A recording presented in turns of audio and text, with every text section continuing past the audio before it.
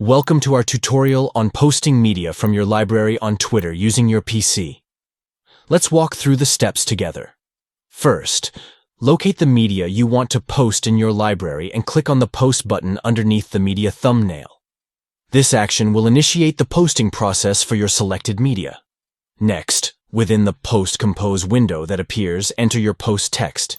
You have up to 280 characters to craft your message and engage your audience effectively. Finally, once you have entered your post text and are satisfied with your message, click the Post button within the Compose window to immediately post your new post to your Twitter feed. By following these simple steps, you can seamlessly share media from your library on Twitter using your PC. Enhance your social media presence by posting engaging content effortlessly. Thank you for watching our tutorial. Stay tuned for more tips and tricks on utilizing Twitter's features to maximize your social media experience.